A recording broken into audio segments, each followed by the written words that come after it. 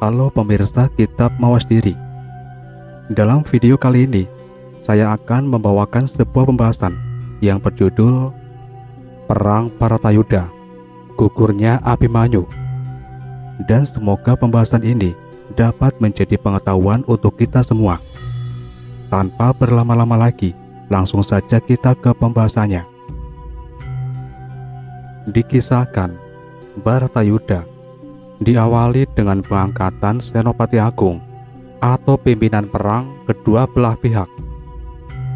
Pihak Pandawa mengangkat Resiseta sebagai pimpinan perang dengan pendamping di sayap kanan Arya Utara dan sayap kiri Arya Wratsangka. Ketiganya terkenal ketangguhannya dan berasal dari kerajaan Wirata yang mendukung Pandawa. Pandawa menggunakan siasat perang Brajatikswa yang berarti senjata tajam. Sementara di pihak Kurawa mengangkat Bhisma atau Resi Bhisma sebagai pimpinan perang dengan pendamping Pendeta Drona dan Prabu Salya, Raja Kerajaan Mandaraka yang mendukung Kurawa. Bhisma menggunakan siasat Wukir Calatri yang berarti Gunung Samudra. Pasukan dari negara-negara, baik yang mendukung Pandawa maupun yang mendukung Kurawa, telah berdatangan di Tegal Kurusetra. Mereka telah mendirikan perkemahan-perkemahan. Malam ini, mereka mulai berjaga-jaga, karena esok hari, perang Paratayuda akan dimulai. Hati dan perasaan mulai bergetar. Mengapa harus berperang yang akan mengorbankan banyak orang tewas? Mengapa tidak memilih damai? Berdasarkan pembagian tanah Astina yang telah dibagi secara adil oleh Resi Bhisma waktu itu, kembalikanlah Indraprastha ke Pandawa. Perdamaian telah diajukan kepada Kurawa, namun ditolak. Besok pagi, Bhisma menjadi panglima perang melawan Pandawa. Sementara itu, Prabu Sri Bathara Kresna meminta Pandawa bersiap-siap memasuki medan laga Kurusetra, serta ditunjuk menjadi senopati perang Pandawa. Sedangkan kedua adiknya, Utara, memimpin pasukan di sayap kanan, dan Wratsangka, pendamping kiri, memimpin pasukan di sayap kiri. Matahari mulai bersinar. Suara sangkakala menyayat-nyayat. Bergetar jiwa dan raga. Semua prajurit bersiap perang. Kedua belah pihak telah mengatur strategi perang.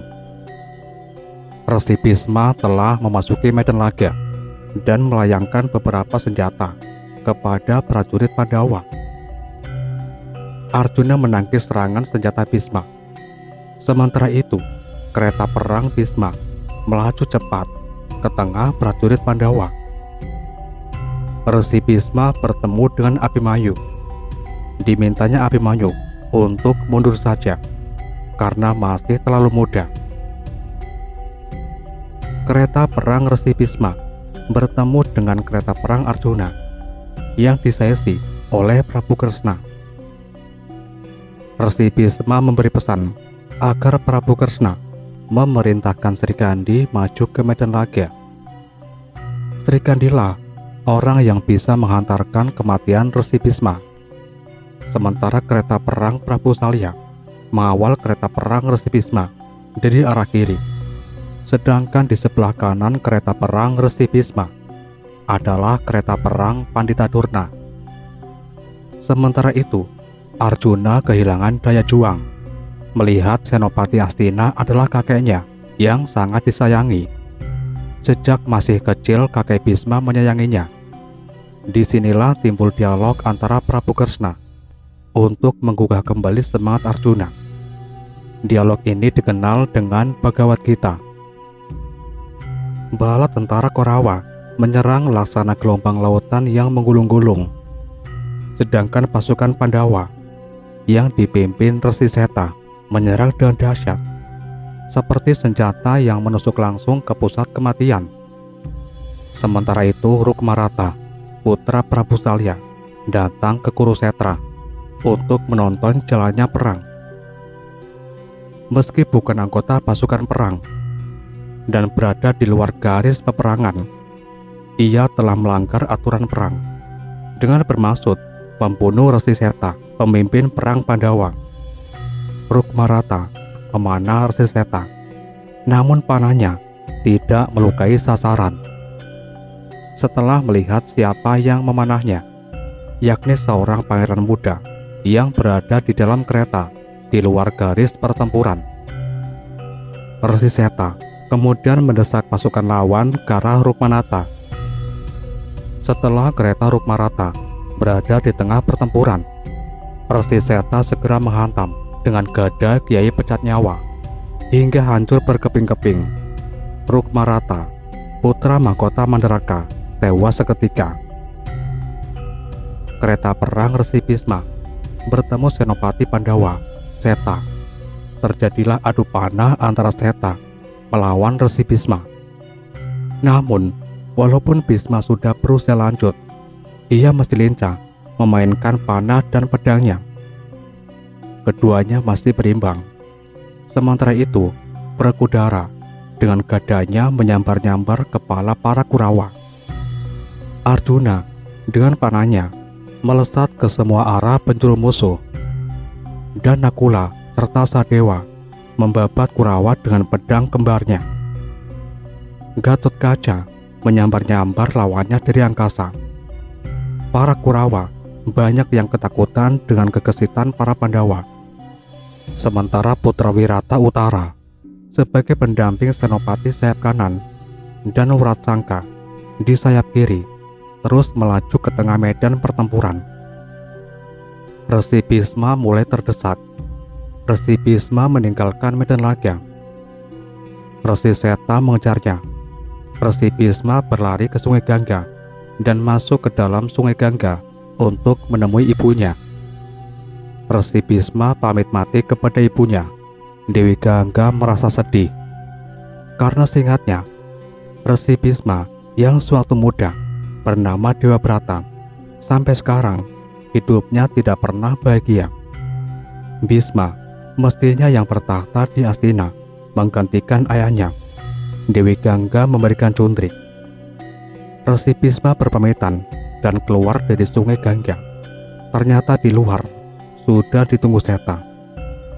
Resi Bisma meloncat dan menusuk cundrik di dada Seta yang membuat Seta gugur. Dalam peperangan tersebut, Arya Utara gugur di tangan Prabu Salya, sedangkan Arya Wratsangka tewas oleh pendeta Drona.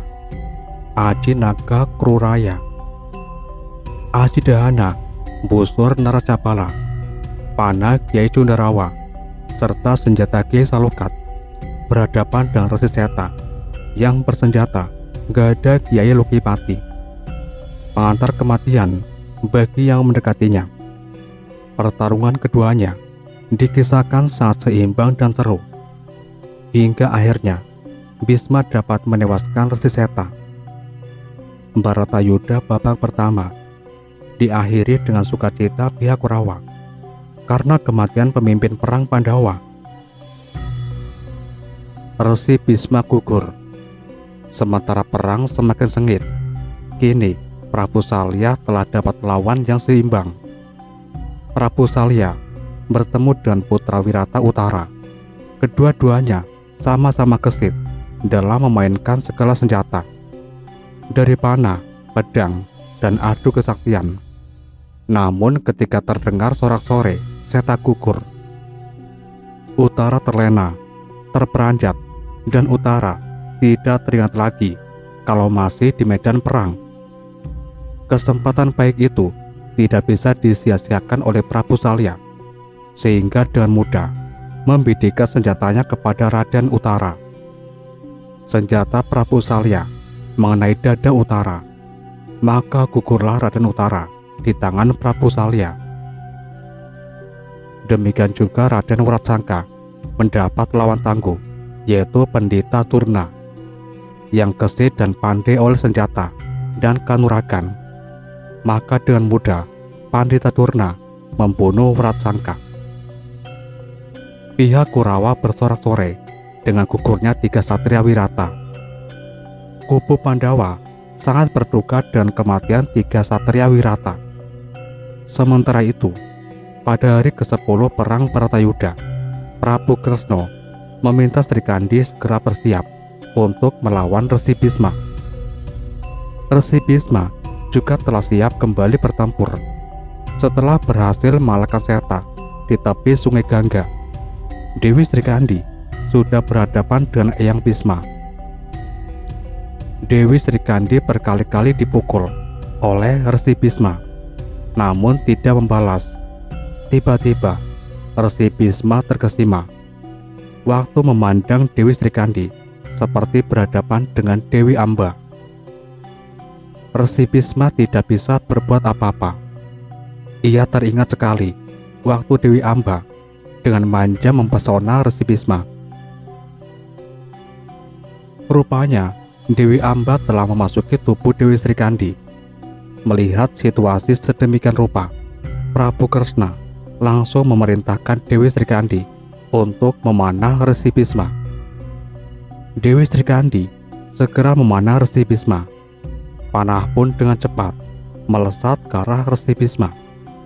Tetapi, apa karena dia seorang wanita atau ia ragu-ragu terhadap Resi Bisma, panah Dewi Sri Kandi hampir tidak sampai kepada Resi Bisma. Dengan cepat, Arjuna melayangkan sebuah panah.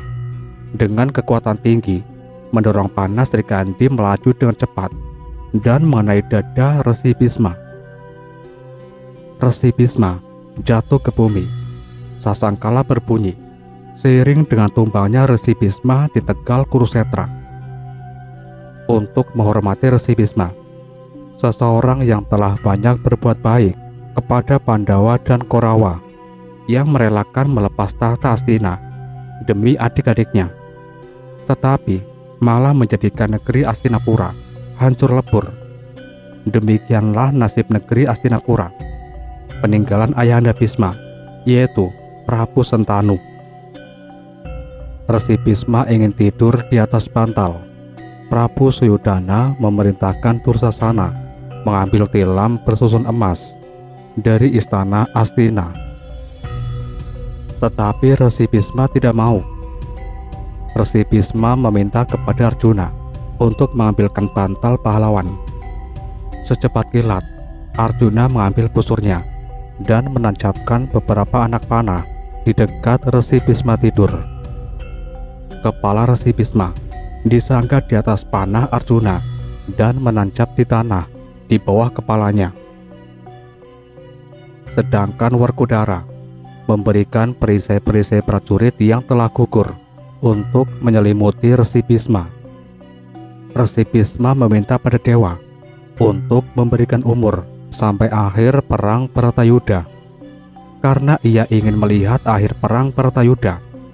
Kemudian oleh Pandawa, Resi Bisma dibuatkan penutup kelambu untuk menghormati Resi Bisma. Pandawa dalam perang Bharatayuda ini kehilangan banyak tokoh-tokoh berguguran. Karena Resi Bisma adalah ahli strategi perang yang handal, Resi Bisma bertahan selama 10 hari menjadi senopati pihak Kurawa. Sepeninggal Resi Bisma, Prabu Pugadenta diangkat menjadi senopati pengganti dengan pengapitnya Kertipeya.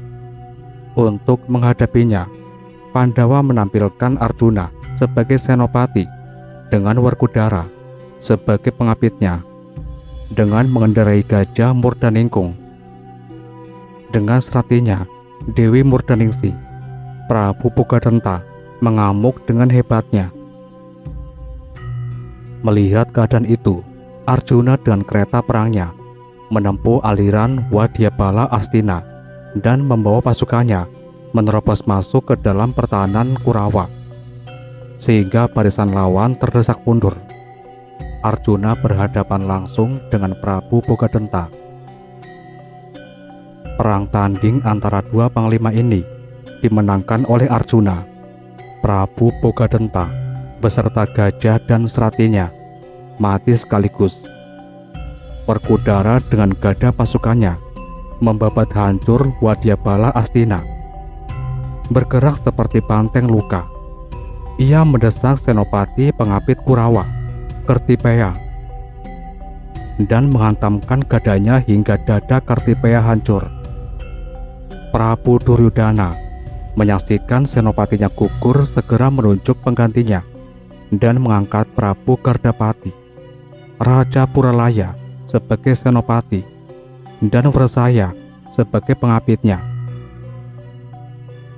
Mengetahui perubahan siasat Kurawa, Pandawa lalu menggeser kedudukan senopati pengapitnya.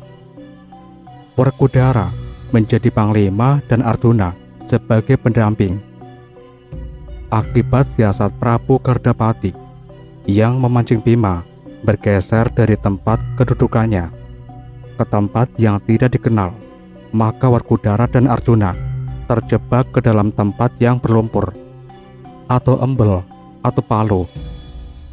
Tapi pada saat terakhir, Werkudara dapat menangkap Prabu Gardapati dan Wresaya untuk berpegangan naik ke atas, sehingga keduanya terjerembab masuk ke dalam lumpur.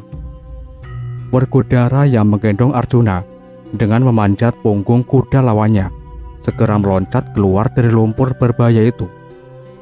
Prabu Gardapati dan Wresaya mati tenggelam dalam lumpur. Ranjapan Abhimanyu gugur. Abhimanyu adalah seorang tokoh dari wiracerita Mahabharata. Ia adalah putra Arjuna dari salah satu istrinya yang bernama Subhadra. Ditetapkan bahwa Abhimanyulah yang akan meneruskan Yudhistira.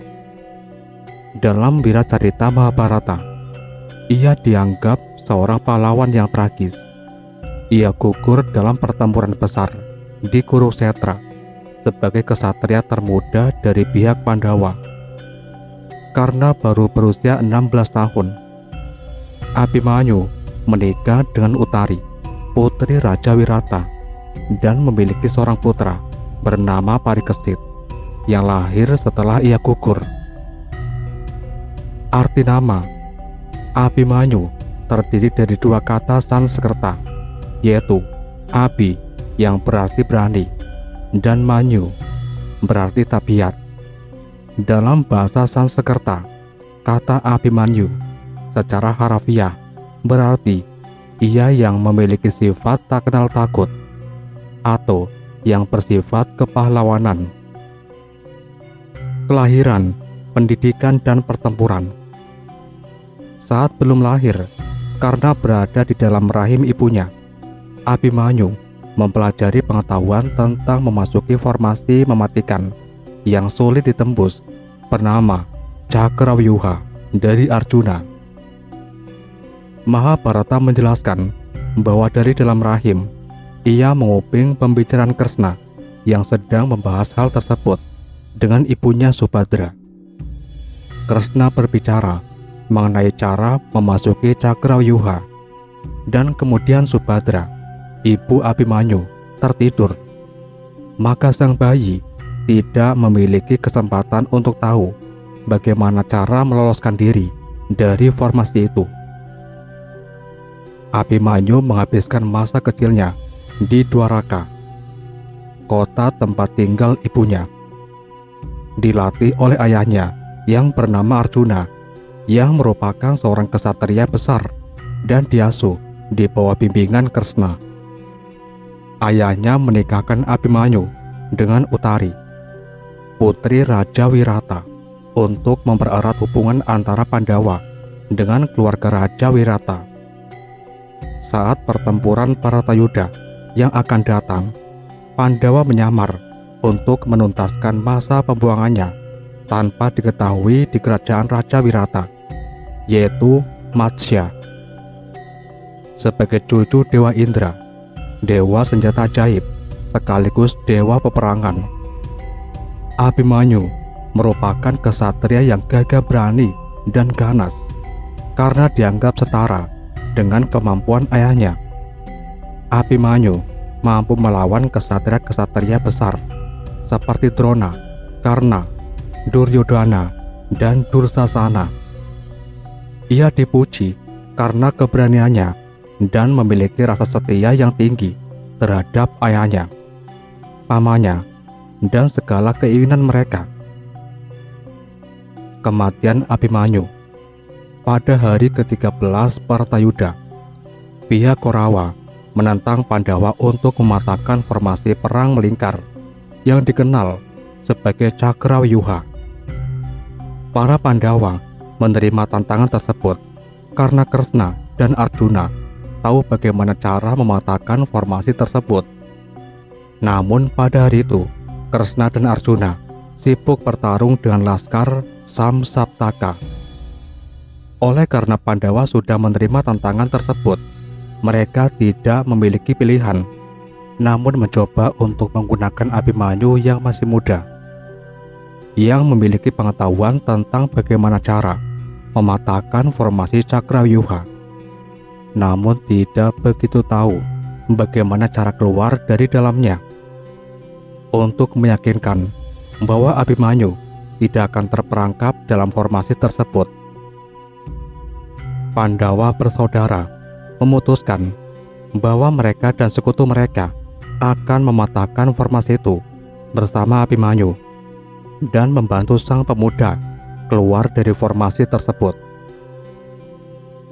Pada hari penting itu, Abhimanyu menggunakan kecerdikannya untuk menembus formasi tersebut.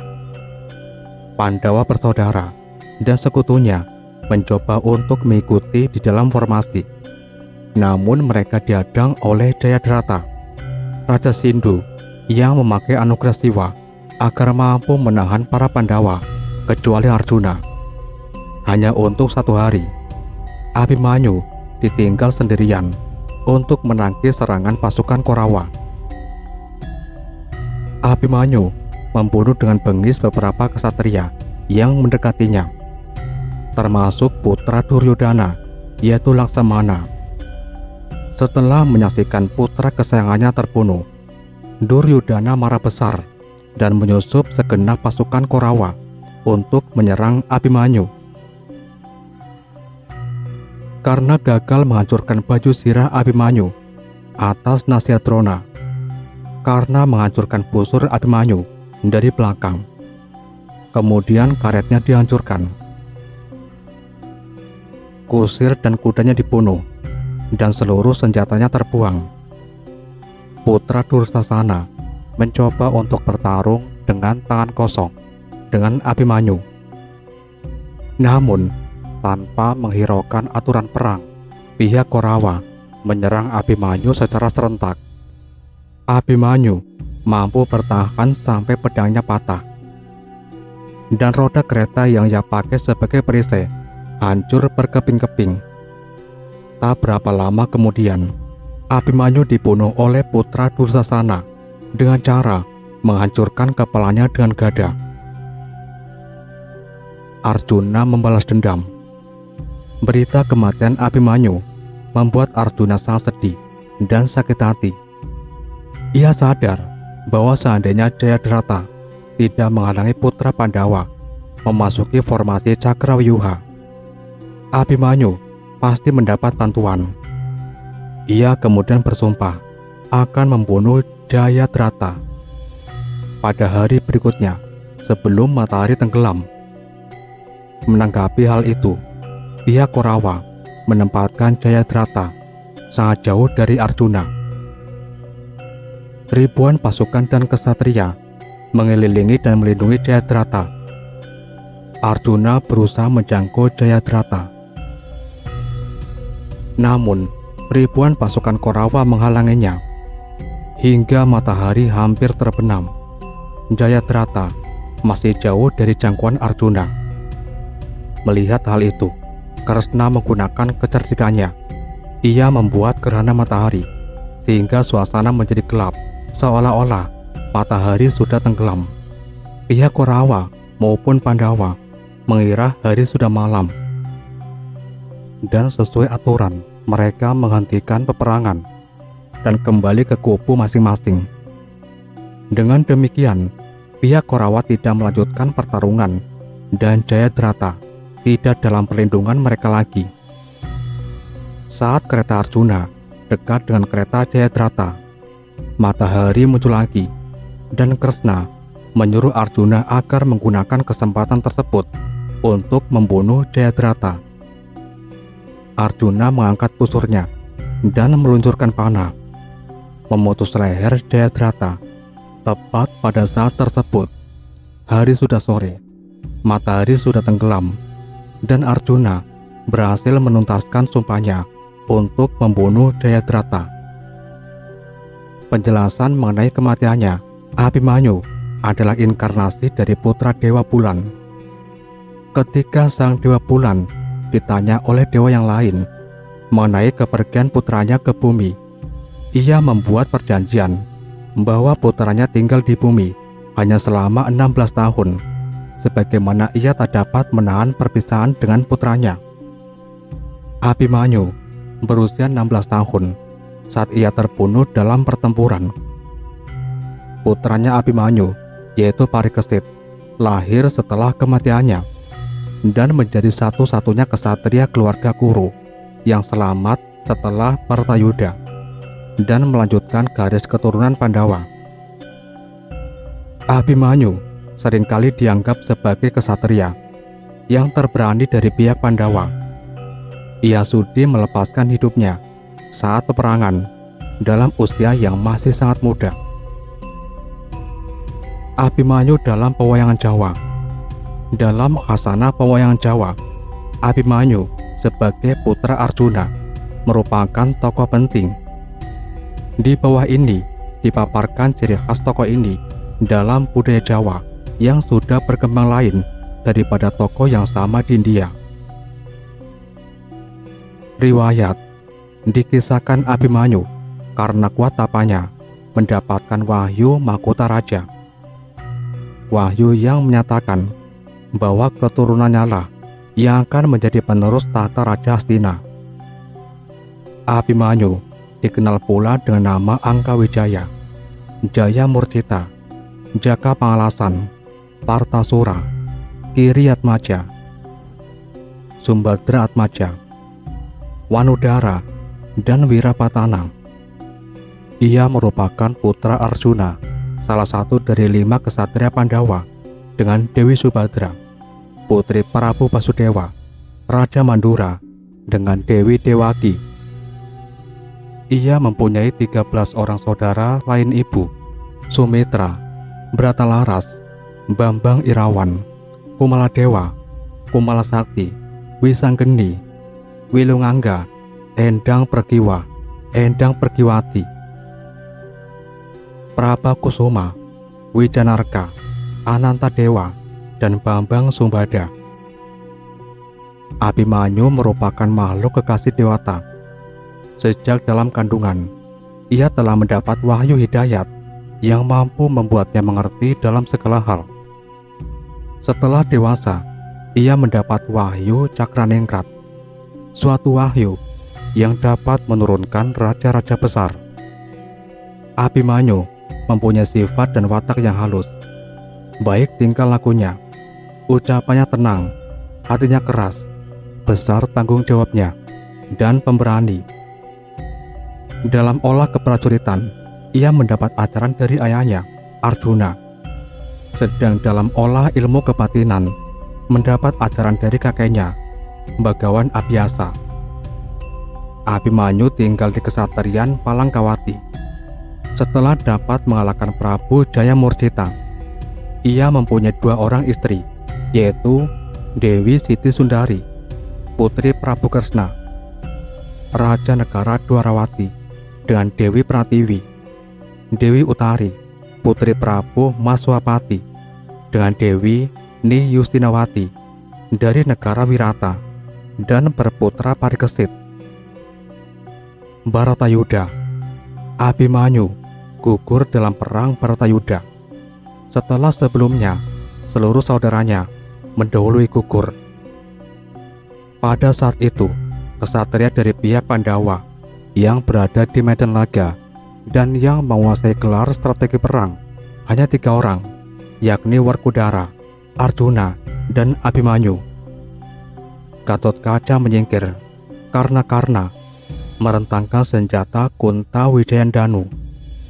Werkudara dan Arjuna dipancing oleh kesatria dari pihak Korawa untuk keluar dari medan pertempuran. Maka tinggallah Abimanyu. Ketika tahu semua saudaranya gugur, Abimanyu menjadi lupa untuk mengatur gelar perang. Dia maju sendiri ke tengah barisan Kurawa dan terperangkap dalam formasi mematikan yang disiapkan pasukan Korawa. Tak menyiapkan kesempatan untuk bersiap-siap, Korawa menghujani senjata ke tubuh Abimanyu sampai Abimanyu terjerembab dan jatuh dari kudanya. Dalam pewayangan digambarkan lukanya arang keranjang atau banyak sekali, dan Abimanyu terlihat seperti landak karena berbagai senjata di tubuhnya. Sebagai resiko pengucapan sumpah ketika melamar Dewi Utari bahwa dia masih belum punya istri, dan apabila telah beristri maka dia siap mati tertusuk berbagai senjata ketika perang Bharatayuddha. Padahal ketika itu sudah beristrikan Dewi Siti Sundari